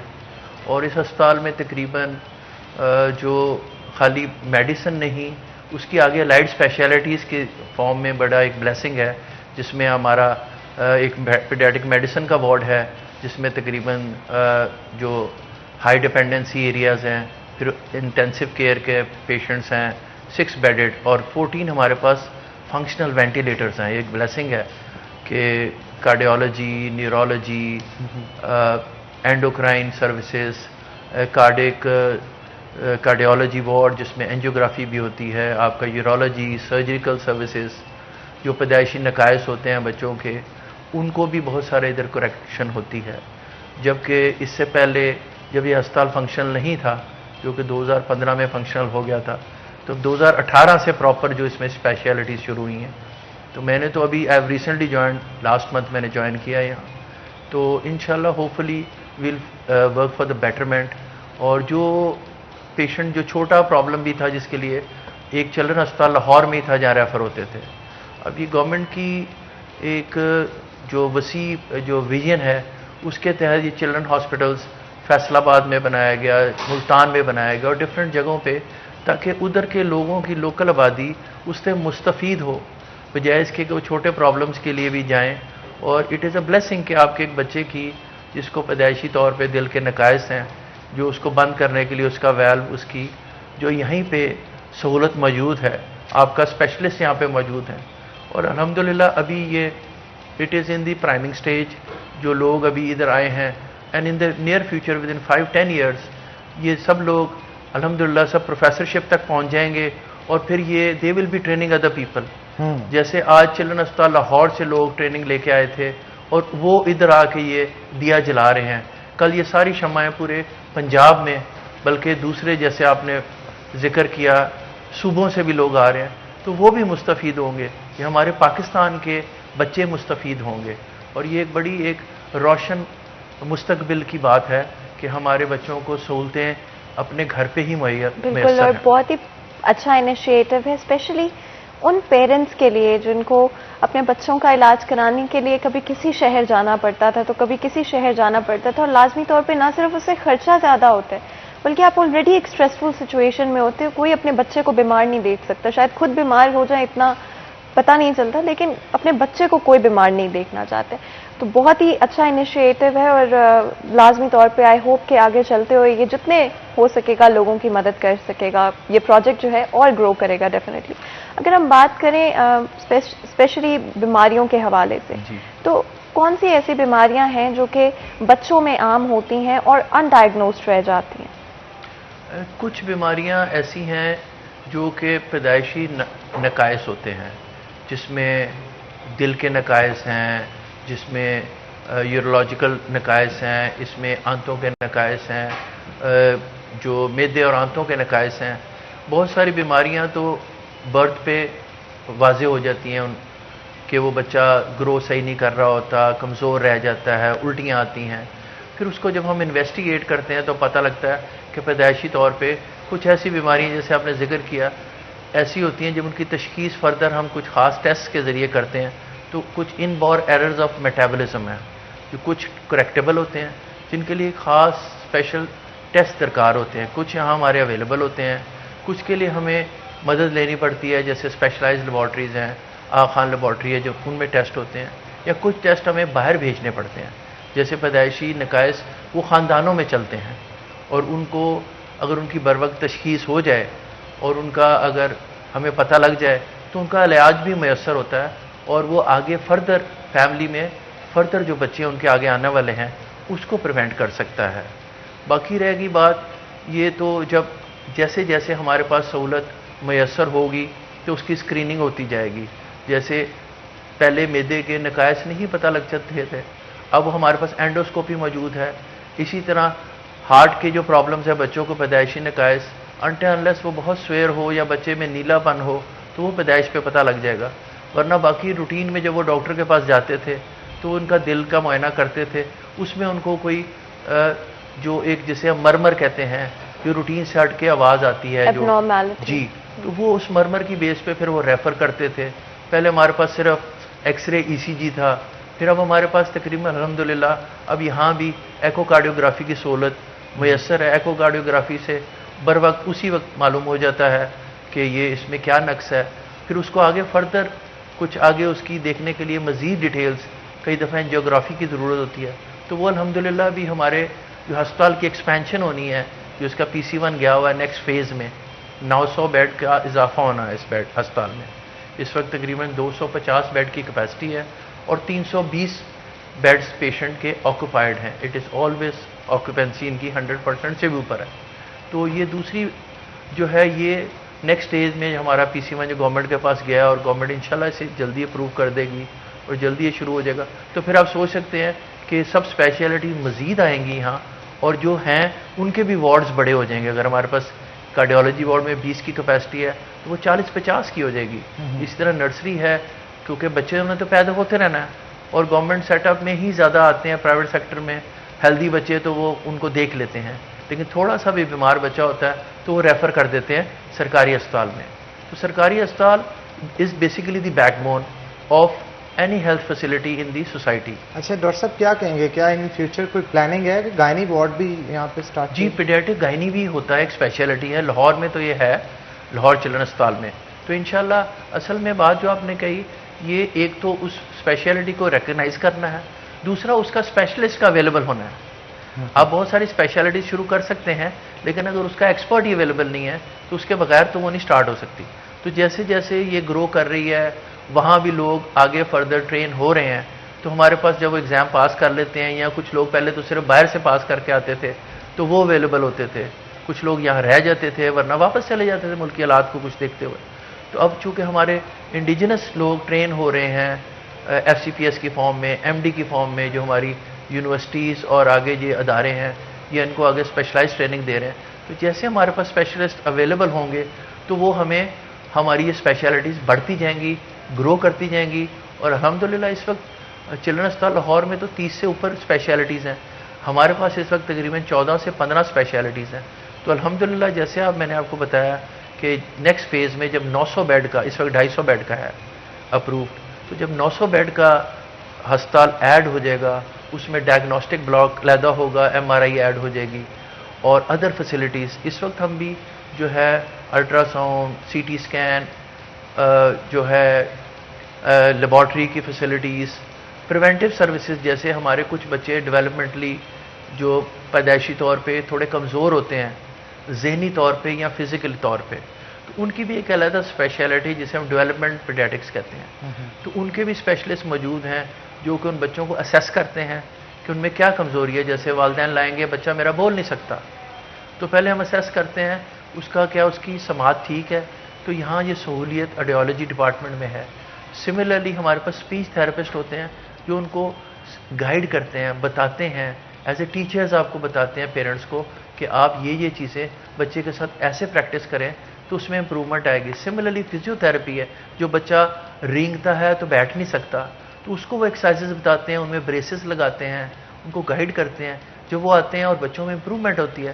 جیسے بچہ جو بہتر ہوتا ہے تو معالج کے ایک اندرونی خوشی ہوتی ہے، جیسے والدین کو خوشی ہوتی ہے ایسے معالج کو بھی خوشی ہوتی ہے. بالکل، اس کا ایک ٹاسک کمپلیٹ ہوا ہوتا ہے تو اسے خوشی تو آٹومیٹکلی ہوگی. ڈاکٹر صاحب اس حوالے سے بتائیے گا کہ ویکسینیشن کے حوالے سے بچوں کی جو کی جاتی ہے پیدا ہونے کے بعد کتنی اویئرنیس ہے لوگوں میں، اور کیا یہ باقاعدگی کے ساتھ لگواتے ہیں پیرنٹس؟ کیونکہ ہمارے اگر دیہاتی علاقوں کی اگر بات کی جائے وہاں پہ بہت سارے لوگ اسے لائٹ لیتے ہیں. ذرا اس حوالے سے. یہ اصل میں جو ویکسینیشن ہے گورنمنٹ نے اس کے اوپر بہت کام کیا ہے. آپ دیکھیں اویئرنیس ہوتی ہے، پولیو کے ویکس منائے جاتے ہیں، نیشنل امیونائزیشن ڈیز ہوتے ہیں، پھر دوسرے سیمی امیونائزیشن ڈیز ہوتے ہیں ہر 2 مہینے بعد یا مہینے بعد. وہ ایک کیمپین ہوتی ہے، اس میں بچے آتے ہیں یا یہ بچوں کو آؤٹ ریچ کرتے ہیں. دوسرا ہر ہسپتال میں یہ ویکسینیشن سینٹرز موجود ہیں گورنمنٹ کے، یونین کاؤنسلز کے لیول پہ ہیں. تو اویئرنیس تو ہے. اور دوسرا اب جو سوشل میڈیا کے تھرو بڑی اویئرنیس ہے کہ کچھ ہمارے پروگرامز میں بھی، TV پروگرامز میں بھی اس پہ سٹریس کیا جاتا ہے، کچھ ڈراماز میں بھی سٹریس کیا جاتا ہے، کو فزیکل معذوری دکھاتے ہیں. اور جو پہلے جس طرح آپ نے کہا کہ پہلے لوگ اویئر نہیں تھے, ماسز اویئر نہیں تھے, اب وہ بھی کہتے ہیں ہمارے بچوں کو ویکسینیشن ہونی چاہیے. سوائے چند لوگوں کے جن کے ذہن میں کوئی مس کانسیپٹس ہیں جو کہ ویکسینیشن کے بارے میں کہ جی یہ اس کے کوئی مضر اثرات ہیں یا یہ کوئی اس سے کوئی بچے کو فیوچر میں پرابلمس ہوں گی. تو اگر وہ مس کانسیپٹس ہیں صرف وہ اگر ہم دور کریں یا ان کو سمجھائیں تو وہ لوگ خاص طور پہ جو پیشنٹ ہمارے پاس داخل بھی ہوتے ہیں ان کو بھی اویئر کرتے ہیں. اور دوسرے جو لوگ ہمارے او پی ڈیز میں آتے ہیں آؤٹ پیشنٹ میں ان کو بھی باقاعدہ یہ اویئر کیا جاتا ہے تھرو کیمپینز. وہاں ڈفرینٹ پیمفلیٹس لگائے جاتے ہیں, بچوں کا ویکسینیشن کا اسکیجول آویزاں ہے. ایک انہوں نے بڑا اچھا انیشیٹو لیا تھا کہ ایک ٹیکو کی فارم میں جو آپ نے سنا ہوگا جو ٹیکے بچے لگتے ہیں اس کا ایک بہت بڑا سا جو ہے نا وہ ایک قسم کا جیسے میسکاٹ کریکٹر وہ جو ویکسینیشن سینٹر کے باہر انہوں نے آویزاں کر دیا. وہ پتہ لگتا ہے لوگوں کو. اور جو ہمارے گورنمنٹ کے اسٹیٹسٹکس کے مطابق جو vaccination coverage is quite high in Punjab میں باقی پورے ملک کی بنسبت ویکسینیشن ہماری بہت بہتر ہے. جو گورنمنٹ کے کلیمز ہیں دیٹ از اوور 80%. کچھ جگہوں پہ جو آپ کی اربن ایریاز ہے اس میں تو زیادہ ہے لوگ, کیونکہ جہاں پیدائش ہوتی ہیں وہاں بھی وہ سٹریس دیتے ہیں, پرائیویٹ کلینکس میں بھی وہ ویکسینیٹ کر رہے ہیں. تو اچھا ڈاکٹر صاحب, میں نے اکثر جب میں چلڈرن ہاسپٹل بھٹو صاحب کے پاس وزٹ اکثر ہوتا ہے تو دیکھتے ہیں کہ وہاں پہ بلوچستان سے بھی لوگ اکثر آئے ہوتے ہیں وہاں پہ اپنے بچوں کو لے کے علاج معالجے کی غرض سے.